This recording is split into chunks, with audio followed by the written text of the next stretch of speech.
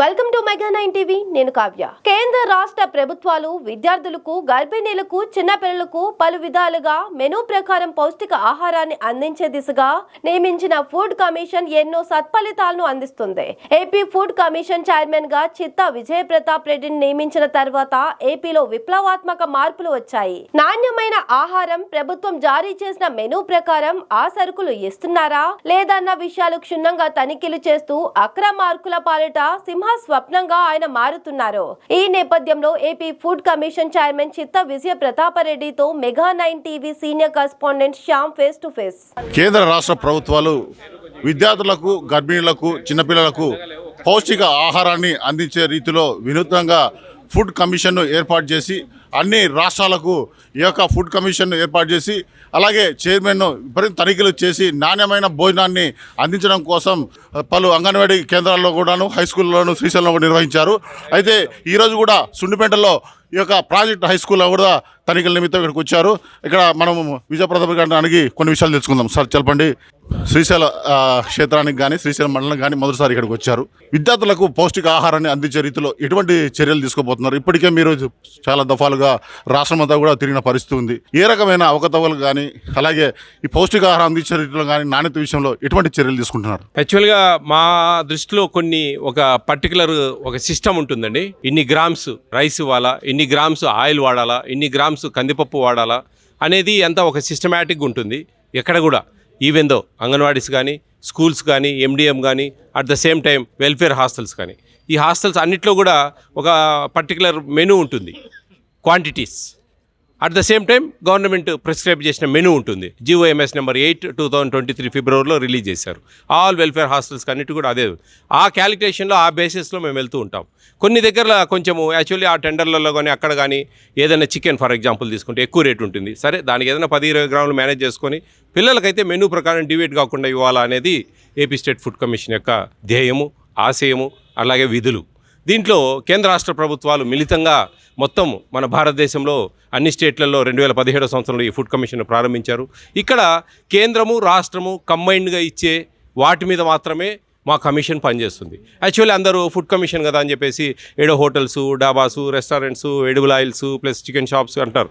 కాదండి, ఓన్లీ కేంద్ర రాష్ట్ర ప్రభుత్వాలు ఇస్తున్న ఉచిత ఆహారం మీద మాత్రమే ఏపీ స్టేట్ ఫుడ్ కమిషన్ అనేది పనిచేస్తుంది. మా యాక్ట్ అది నేషనల్ ఫుడ్ సెక్యూరిటీ యాక్ట్. ఆ యాక్ట్ ప్రకారం పోతాం.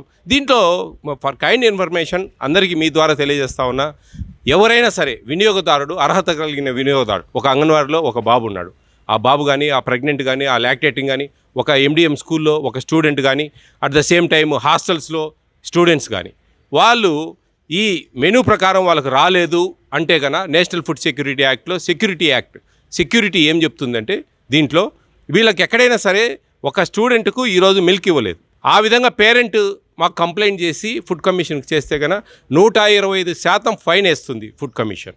ఇంతవరకు ఎవరు కంప్లైంట్ పెట్టలేదు. ఇంతవరకు ఎక్కడైనా ఇచ్చినా సరే కంప్లైంట్ వస్తాయేమో అని చెప్పి మేము చెప్తా ఉన్నాం. ఈ విధంగా ఎవరైనా సరే మాకు అన్యాయం జరిగింది అంటే ఇది ప్రభుత్వానికి సంబంధించిందండి. అది ప్రభుత్వం తప్పు. కలెక్టర్ మిస్టేకా, ఆ పీడీదా, DEOదా, CDPOదా, హెడ్ మాస్టర్దా, MEOదా, ఎవరిదైనా సరే మన గవర్నమెంట్ తప్పు. అప్పుడు ఆ అధికారులందరూ కూడా దానికి బాధ్యత వహించాల్సి వస్తుంది. ఇటువంటి యాక్ట్ అండి ఇది. దీంట్లో సస్పెన్షన్స్ ఉంటాయి. మాకు DGRO, district grievance redressal officer JC గారు మాకు ఇన్ఛార్జిగా ఉంటారు. అట్ ద సేమ్ టైము మేము సస్పెండ్ చేయమని రికమెండ్ చేస్తాం. అధికారులు ల్యాబ్స్ ఉంటే కనుక నెక్స్ట్ షోకాజ్ నోటీసులు ఇస్తాం, ఫైన్లు వేయచ్చు మేము. ఇలా చర్యలు తీసుకునే ఆస్కారాలు ఉన్నాయి. ఇప్పుడు ఫర్ ఎగ్జాంపుల్ విషయానికి వస్తే మన శ్రీశైలం ఈ నియోజకవర్గంలో కొంచెం ఈ మండలాలన్నీ తిరుగుతూ ఉన్నాం. ఇంతవరకు ఎక్కడ పెద్దగా లేవు. రాత్రి నిన్న సాయంత్రము ఒక ట్రైబల్ హాస్టల్లో చాలా దారుణంగా ఉంది. ఎక్కడ కూడా మెనూ అనేది ఫాలో కావడం లేదు. ట్వైస్ చెక్ ఇన్ వాళ్ళంటే వన్స్ ఇస్తూ ఉన్నారు. 157.7 గ్రామ్స్ 157.5 గ్రామ్స్ ఇవ్వాల్సిన చికెన్ ఏదో వాళ్ళు ఒక 70 గ్రాములు ఇస్తూ ఉన్నారు. అదే ఒక పూట, 2 పూటలు ఇవ్వట్లేదు. ఎవ్రీడే ఎగ్ ఇవ్వాలా, ఒక్కరోజు ఎగ్ ఇస్తున్నారు. ఎవ్రీడే ఫ్రూట్ ఇవ్వాలా, అది ఇవ్వడం లేదు. మధ్యాహ్నం కర్డ్ ఇవ్వడం లేదు. టిఫిన్స్ ఫాలో కావడం లేదు. ఏమనంటే వాళ్ళు మాకు ఆ టెండర్స్ ఎక్కువ రేట్ ఇచ్చినారు సార్. మన ఆంధ్రప్రదేశ్లో ఉన్న ట్రైబల్ అన్ని హాస్టళ్లలో ఇచ్చినప్పుడు మన సున్నిపెంటలో ఉండే ట్రైబల్ హాస్టల్లో ఎందుకు ఇవ్వలేరు? ఎందుకు వాళ్ళంటే వాళ్ళు ఏదో దూరం సార్, ఇక్కడ ఎక్కువ టెండర్లు వేశారంటున్నారు. అట్ ద సేమ్ టైం ఆ పక్కనే మహాత్మా జ్యోతి బాపులే హాస్టల్ ఉంది, BC హాస్టల్. దాంట్లో బ్రహ్మాండంగా ఉన్నాయి, అన్ని బ్రహ్మాండంగా వస్తూ ఉన్నాయి. వాళ్ళకి వచ్చినప్పుడు వాళ్ళకి ఎందుకు రావడం లేదు అంటే వాళ్ళు గిరిజన కార్పొరేషన్ ఇచ్చి ఇస్తారు, గవర్నమెంట్ ఇస్తూ ఉంది. గవర్నమెంట్ ఇస్తూ ఉంటే కూడా ఈ విధమైన పొరపాటు జరుగుతూ ఉన్నాయి. ఇది ఉపేక్షించేది లేదు, ఖచ్చితంగా యాక్షన్ ఉంటుంది. నేను దయవుంచి అందరికీ అధికారులకు కూడా చెప్తా ఉన్నాను, ఏదైనా సరే సక్రమంగా రికార్డ్స్ మెయింటైన్ చేయండి. ఎక్కడ ఎంత స్టాక్ వచ్చింది, ఎంత స్టాక్ వాడాము, రిమైనింగ్ ఎంత మిగిలింది, this is very important. At the same time expire dates ఎటువంటి పరిస్థితులలో కూడా ఒక్కరోజు కూడా దాటేదానికి లేదు. డిస్ట్రాక్ట్ చేయండి, ఇమీడియట్గా రాసుకోండి మీ ఆడిట్ బుక్లో, మీ అకౌంట్ బుక్లో రాసుకోండి. ఇట్లా ఏదైనా సరే ఓపెన్గా ట్రాన్స్పరెన్సీ ఉండాలి, బాగా బహిర్గతంగా ఏదైనా సరే జాగ్రత్తగా ఉండాలి. ఏదో మూసిపెట్టి దాపెట్టి ఏదో తుతు మంత్రం చేసి ఈ విధంగా చేయకుండా పేద పిల్లలు మన స్కూల్స్కు, గవర్నమెంట్ స్కూల్స్కు, హాస్టల్స్కు, అంగన్వాడీస్కి ఏం కార్లు వేసుకొని రారు. ఖచ్చితంగా పేదవాళ్ళు, పనిచేసేవాళ్ళు పేదవాళ్ళే వస్తారు.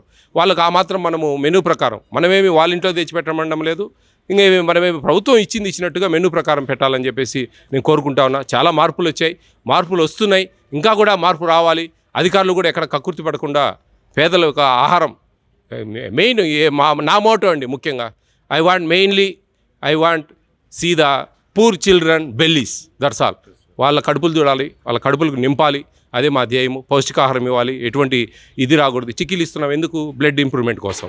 ఆకుకూరలతో అన్నం పెడతా ఉన్నాం ఎందుకు? వాళ్ళకి మంచిగా ఐరన్ ఇవన్నీ పెరిగేదానికోసం. ఇట్లా అన్నీ కూడా ఉండి ఆంధ్రప్రదేశ్లో ఉండే పిల్లలైతేనేంటి, పెద్దలైతేనేంటి, ఎవరైనా సరే ఆరోగ్యంగా ఉండాలని చెప్పి ఆంధ్రప్రదేశ్ని ఒక ఆరోగ్యకరమైన ఆంధ్రప్రదేశ్గా మనం భవిష్యత్తులో చూడాలని మనస్ఫూర్తిగా కోరుకుంటాం. Thank you. ముఖ్యంగా ఈ పర్ క్యాపిటా ఇప్పుడు చిన్నపిల్లలు కావచ్చు, అలాగే కాలేజ్ స్టూడెంట్స్ సంబంధించి కావచ్చు, అప్పుడున్న పర్ క్యాపిటా ఇచ్చినది వేరు గవర్నమెంట్, ఇప్పుడు ఇస్తున్న క్యాపిటా వేరు. ఎలా సరే ఎట్లా వీళ్ళు మామూలుగా అనుసంధానం చేసుకుని ఎలా వీళ్ళు పౌష్టికాహారాన్ని అందిస్తున్నారు? 1 year back 1250 rupees pre matric పిల్లలకు ఉన్నాయి, 10th క్లాస్ లోపల పిల్లలకు. 10th క్లాస్ పైన పిల్లలకు 1400 రూపాయలు ఉన్నది. దాన్ని ఒక 1 year బ్యాక్ 1250ని 1400 చేశారు, 1400ని 1600 చేశారు. ఇది అన్ని గ్రామ్స్లో ఉంటుందండి.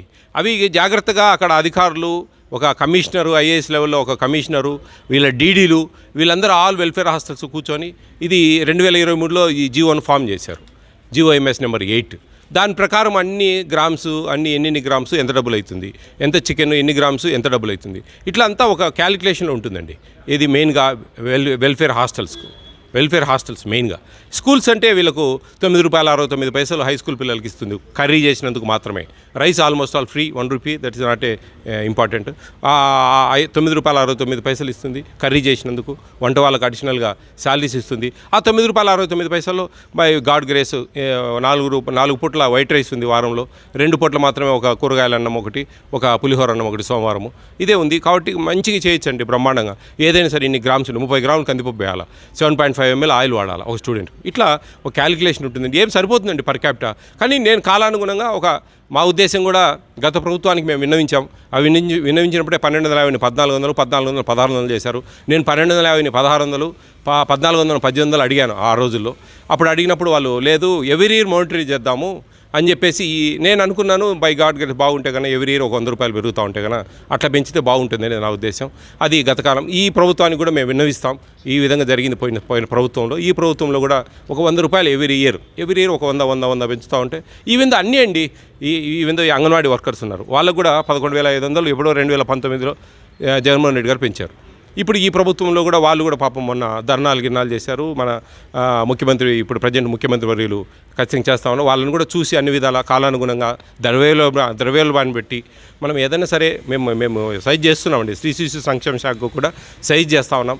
నేను ఒకటేసారి 1000, 2000, 5000, 10,000 పెంచకుండా 500 ఎవ్రీ ఇయర్ పెంచుతూ ఉంటే అది వాళ్ళకి సరిపోయేదానికి అవకాశాలు ఉన్నాయి. ఆ విధంగా అందరం కూడా ప్రయత్నం చేయాలి. సార్ చివరగా ఇప్పుడు అంగన్వాడీ కేంద్రాలు కావచ్చు, అలాగే పోస్ట్ మ్యాట్రిక్ హాస్టల్ కావచ్చు, మీరు గురుకుల ఎస్సీ హాస్టల్ కావచ్చు, అలాగే గురుకుల ఎస్టీ హాస్టల్ కావచ్చు, దీనికి సంబంధించి వీళ్ళు అవినీతికి అక్రమాలకు పాల్పడితే ఏ రకంగా మీరు హెచ్చరికలు జారీ చేస్తారు? ఎలా విద్యార్థులకు ఆ పౌష్టికాహారాన్ని అందించలేని వారిని ఎలా మీరు శిక్షిస్తారు? సోకాజ్ నోటీస్ ఇస్తాం, ఎక్స్ప్లెనేషన్ ఇవ్వాలి. వాళ్ళు ఆ ఎక్స్ప్లెనేషన్ సాటిస్ఫై అయితే సరే, లేదంటే సస్పెండ్ చేయమని చెప్పి రికమెండ్ చేస్తాం. ఖచ్చితంగా కమిషన్ ఒక విషయం మీద వెళ్ళిందంటే కన్నా అందుకే మేము ప్రతి ఒక్కరి ఎక్కడికి పోయినా కానీ వీడియో అనేది సాక్ష్యంగా తీసుకుంటాం. ఖచ్చితంగా ఆ వీడియోస్ తీసుకుంటాం. అవన్నీ జాగ్రత్తగా మేము అందించి వాళ్ళు ఇప్పటికి దాదాపు ఒక 2-3 సస్పెండ్ అయ్యారు ఇంతకుముందు గతంలో. ఇప్పుడు కూడా ఖచ్చితంగా ఏదైనా యాక్షన్ తీసుకునే పరిస్థితి వస్తే కన్నా వాళ్ళు ఇచ్చిన రిప్లై, మనం ఇచ్చిన షోకాజ్ నోటీస్కి వాళ్ళు ఇచ్చిన రిప్లై అది సాటిస్ఫైడ్గా ఉండి కరెక్టే ఇది సరే ఇంకోసారి జరగకుండా ఉండేదానికి వార్న్ చేసి చూస్తాం. వాళ్ళు ఇచ్చిన ఏదో ఆ రిప్లైలో, షోకాజ్ నోటీస్ రిప్లైలో సరిగా సమాధానం లేక ఏదో తూతూ మంత్రంగా ఇచ్చి ఆ తప్పిదం అనేది కనిపిస్తే మటుకు సస్పెన్షన్ రికమెండ్ చేస్తాం. అక్రమాల పట్ల సింహస్వప్నంగా మిలిచిన మీ విజయప్రతాప్ రెడ్డి ఏ రకంగా వీళ్ళకి హెచ్చరిస్తారు? ఒక్కటేనండి, సిన్సియర్లీ ఐఎమ్ టెల్లింగ్ యూ, పేద పిల్లలు వాళ్ళ కడుపులు చూద్దాం, ఆకలి మరణాలు ఉండకూడదు అనేది నేషనల్ ఫుడ్ సెక్యూరిటీ యాక్ట్ చెప్తా ఉంది. చాలా సిస్టమేటిక్గా ఈరోజు నేను దాదాపు ఒక 2000 చిల్లర విజిట్లు చేశాను ఏపీ స్టేట్ అంతా. ఎక్కడ నేను ఉపేక్షించాను. నన్ను మీరు అందరూ చూసే ఉంటారు. నాకు చిన్న ఒక మార్క్ చెప్పినా కానీ నేను తట్టుకోలేను. ఖచ్చితంగా నేను డిఫెండ్ చేస్తాను. ఎందుకంటే అంత కరెక్ట్గా ఉంటా. ఈవెన్ దో ఎక్కడ మా పిల్లలు కానీ ఎవరు కూడా ఎక్కడ కూడా ఒక చిన్న పొరపాటు చేసినా కానీ నేను ఒప్పుకునే ప్రసక్తే లేదు. మెయిన్లీ అనొచ్చండి అందరూ, ఈయన ఈ బయట ఇన్ని అవినీతిలు జరుగుతా ఉన్నాయి, ఈయన ఒక్కడో వచ్చినాడు పైనుంచి అని. కానీ అది కాదండి. నా ఉద్దేశం ఒకటే, నా మోటో ఒకటే. నేను పేద పిల్లలండి, ఏదో ఒక రెవెన్యూలోనో లేకుంటే ఒక కాంట్రాక్ట్లోనో ఒక ఆర్డబ్ల్యూఎస్లోనో లేకుంటే ఎక్కడెక్కడో ఒక కమిషన్లు లంచాలు ఇవన్నీ జరుగుతూ ఉన్నాయి. అవన్నీ జరుగుతూ ఉన్నాయి. ఈయన ఒక్కడేమన్నా ఇదే అంటే అండి కడుపులండి, పేద పిల్లలను చూద్దాం మనం. వాళ్ళ జీవితంలో పలానా హాస్టల్లో ఉన్నాం, మేము పలానా స్కూల్లో చదివాం, పలానా అంగన్వాడీ నుంచి వెళ్ళాం అని సంతోషంగా సగర్వంగా చెప్పుకోవాలి భవిష్యత్తులో. అప్పుడు మనకు ఫీల్ ఫ్రీడ్, ఇట్స్ ఎ ప్రైడ్ అండి. అదొక గొప్ప, అదొక మనసుకు ఇష్టమైంది. అది ఆ ఇష్టాన్ని పాపం ఆ పిల్లలు ఇప్పుడు నాకు ఎంతోమంది కామెంట్లు పెడతా ఉంటారు, సార్ మా టైంలో మీరు లేరు, ఆ టైంలో ఘోరంగా ఉండేటివి, చెక్క పురుగులు తేలేటివి, ఈరోజు అంతా మారిపోయింది, కొంచెం బాగుంది. కొంచెం అధికారులు కరెక్ట్గా పనిచేస్తే మటుకు బ్రహ్మాండమైన భోజనాలు ఇవ్వచ్చు పిల్లలు సంతోషంగా తిని కడుపు నిండా. ఒకటండి, కడుపు నిండా అన్నం మనకు ఆ కడుపు చల్లగా ఉంటేనే చదువైనా చెప్పే చదువైనా మనకు ఎక్కుతుంది బుర్రకు. ఆ విధంగా అందరూ కూడా అధికారులు సహకరిస్తారని మనస్ఫూర్తిగా అందరికీ కోరుకుంటాను. Thank you sir, thank you very much. ఓకేనండి, థ్యాంక్ యూ. ముఖ్యంగా అక్రమాల పట్ల సింహస్వప్నమై ఉంటానని, అలాగే అంగన్వాడీ ఉన్న చిన్న పిల్లలు కావచ్చు, విద్యార్థులు కావచ్చు, మరింత మంది పౌష్టిక ఆహారాన్ని అందించే రీతిలో చర్యలు తీసుకుంటామని, అక్రమాలు చేస్తే అవినీతి చేస్తే ఖచ్చితంగా చట్టరీత్యా శిక్షకు అనుభవించాల్సిందే అని ఇక్కడ విజయప్రతాప్ రెడ్డి గారు అన్న పరిస్థితి ఉంది. ఇదే కాకుండా శ్రీశైలం, అదేవిధంగా సుండిపేట, అదేవిధంగా ఎస్టీ హాస్టల్స్, అలాగే గురుకుల పాఠశాలను కూడా తనిఖీ చేసి రికార్డులను పరిశీలించి అక్రమాల పట్ల సింహస్వప్నంగా నిలుస్తానని ఇక్కడ AP food commission chairman Vijay Pratap Reddy చెప్పిన పరిస్థితి ఉంది. కెమెరామెన్ రాజుతో Shyam, mega 9 TV, Srisailam project, Nandyal జిల్లా.